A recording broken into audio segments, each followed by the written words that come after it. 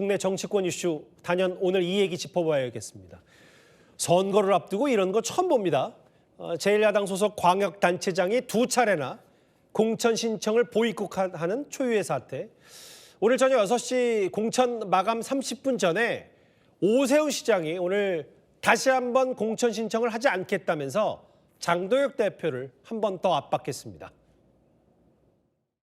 지금 윤리위원회에 제소되어 있는 모든 징계 사건에 대해서 지방선거가 끝날 때까지 추가적인 징계 논의를 하지 말아 주실 것을 윤리위에 요청드리겠습니다. 오늘 하루 이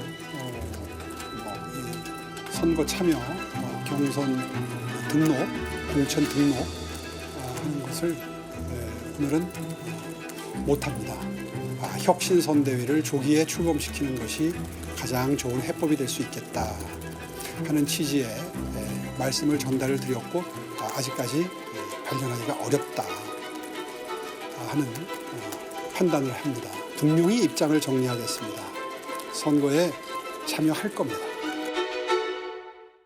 예, 야당 취재하는 정치부 송시원 차장 제 옆에 나와 있습니다.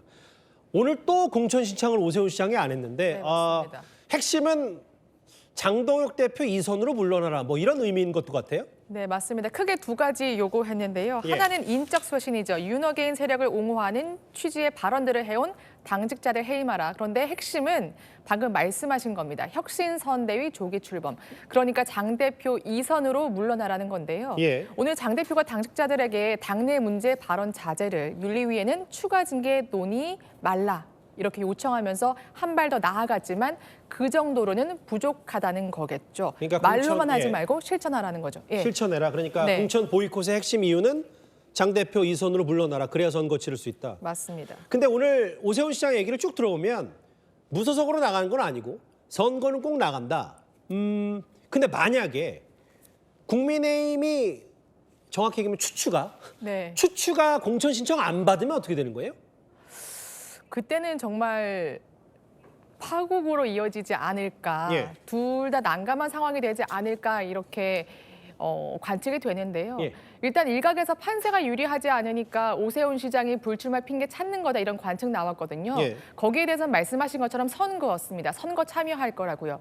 그러면서 오늘 낮에 송원석 원내대표 만나서 예. 이러한 의지를 다시 한번 밝혔다고 하죠. 그러니까 공천 접수 시간 더 주고 변화 조짐 보여달라. 출마할 생각 있다. 하지만 당은 아주 불쾌해야 하는 기류가 감지됩니다. 예. 한 지도부 의원 신발 사달래서 사줬더니 색깔 마음에 안 들고 신발 끈까지 바꿔달라는 것이다 이렇게 성토했고요. 예. 그러니까 요구사항 들어주니까 계속 요구하고 또 요구할 거라는 거죠. 아하. 또 다른 관계자 또한 무슨 당직자 인사와 천만 서울 시민을 맞바꾸냐.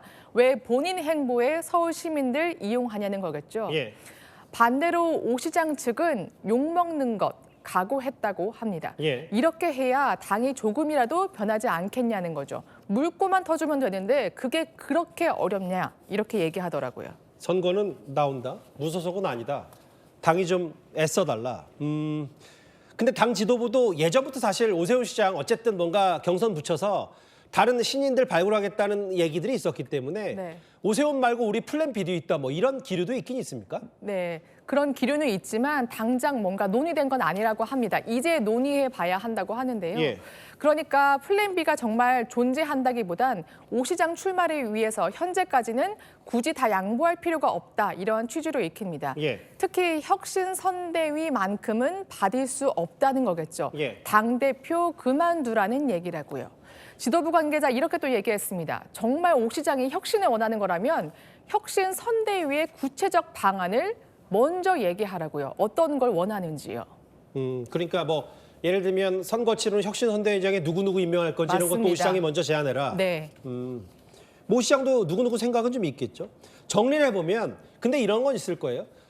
오세훈 시장이 추가 공천 신청도 보이콧한 이유가 전반적으로 지금 국민의힘 당직자들이 당권파들이 오 시장에 끌려다닐 수밖에 없는 게 오 시장은 그래도 국민의힘 지지율보다 다소 인지도가 있으니까 선거를 치를만 하다고는 하지만 나머지 플랜 B를 갖다 대도 그 정도 경쟁력이 있지 않기 때문에 지금 오 시장에 또 보이콧에 끌려다니는 건 아닌지 모르겠어요.